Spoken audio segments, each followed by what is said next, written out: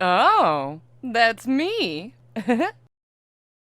Alright, kiddos, welcome back to part 2 of Ronnie's quest. We left off at the entrance to Redmane Castle, which is closed up.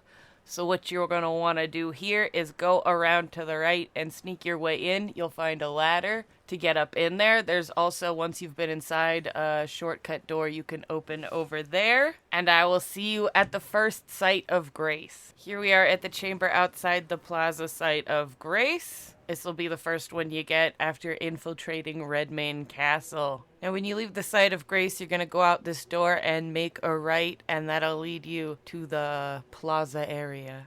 Blyde'll be there along with some other people, and a guy will be talking about some stuff. And hey, while we've got a minute, hi, I'm Uda if you're new to the channel. I like to make guides, tutorials, do art, play games, whatever. If this video is helpful, or you find any of that interesting, or you just want to be awesome and help a lady out, feel free to like, comment, subscribe, share, all that good stuff. It means the absolute world to me. Okay, back to the content. From here, we are gonna go up and have a chat with this announcer guy that was shouting down at us. He's gonna tell us some stuff about Star Scourge Radan. And then you have one of the hardest boss fights in the game. I'm sorry, but that's just how it's gonna be. I will give you some tips though as to what worked for me and helped me, so don't stress.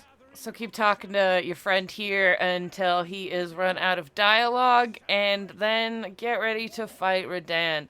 He is back through this cathedral behind us and down an elevator. Now, my strategy, don't summon any co-op humans, no real people. Ride your horse. That's a good one.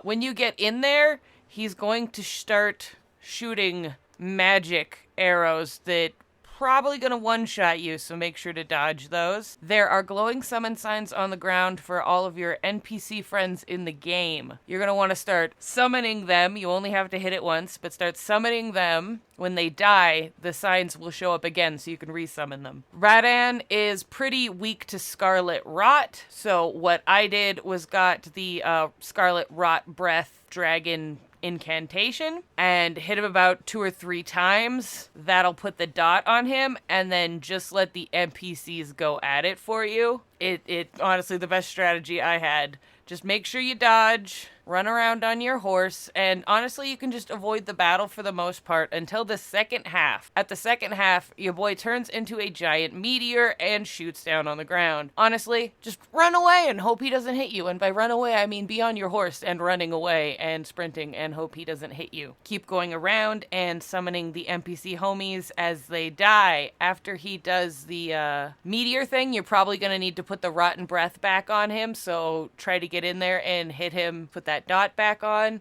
If you're a coward like me and don't want to get in close and just get one shot because you don't have a lot of health, you can just keep summoning the NPCs and not worry about the rot in the second phase. That's up to you. And eventually, the NPCs and the rot will finish him off. I believe in y'all. You can totally do this. Now, once your boy is defeated, you are gonna get a dope little cutscene. Honestly, it was pretty, but everything in this game is kind of pretty for being so messed up a lot of the time. Anyway, you get a cutscene and a site of Grace will appear here, so go touch some Grace. Blyde will be down here, so you can go have a chat with him. If you want to go back to Redmane Castle, up where the announcer guy was, if you go back into the cathedral, he'll be sitting there, and you can have some talks with him, get some neat little info. Not necessary, but fun. And then we're going to move on to the next part, which is finally getting to this city of Nokron that everybody has been talking about. Now, the way to get there is, again, we're gonna go to Fort Hate West because it seems a star came down somewhere over in the Mistwoods, and that's the closest place to get there. Now, from the Grace over here at Fort Hate West, we are going to head to that crater on our horse because it's faster and easier. You're gonna make your way down into the crater. There is a path of floating rocks, but be a little bit careful not to just plummet down into the hole. I may have done that a few times. Now, after you've made your way down the crater and entered into this ruiny area, continue making your way down slowly and carefully. Don't fall in the giant hole. And you will enter the eternal city of Nokron. There isn't a grace for a little while, so make sure you're careful running across the rooftops, and I'll see you at the site of grace. Now, after you make your way through the next area, we are going to end up at a boss fight with something called the Mimic Tier, which will get you an achievement for beating it. So go ahead and fight your Legend of Zelda Shadow clone. Murder your Shadow Link self, and we can move on. Depending on your build and your HP and stuff, could be a little tricky, but it's not too bad, honestly. Site of Grace will pop up in the area after you have murdered the Mimic Tier, and hit that up, and then keep it moving. I'm going to show you on the map. These are some of the sites of Grace that we've found so far. And then we're going to mark the next one that we want to go to, which will allow us to access the rooftops and get us to the next area. All right, this is the site of Grace I was talking about. Touch it a little bit, and let's hit up those rooftops. It's not exactly the most obvious direction to go in, but hey, welcome to Elden Ring. Now you're going to want to jump off this cliff onto the rooftops and carefully make your way across. I'm going to speed this up a little bit, but I will show you how to get down here because it can be a little bit confusing. Now you see that big sitting statue there? That is our goal. We need to get inside the building underneath carefully, because if we try to jump down, we will die. So follow along, and I will show you how to get down there. Also, top tip, don't mess with this ball. Just don't mess with the ball. The ball will come to life and try to murder you. It is, see? It's a thing. So just don't.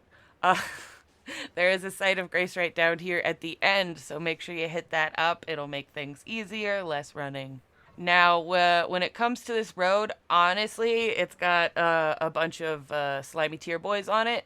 They're slow and not that good, so you can easily just run past all of them, and that is what I would personally recommend.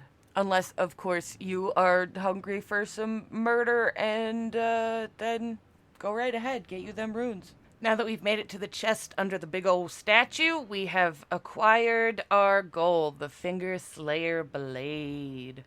Woo!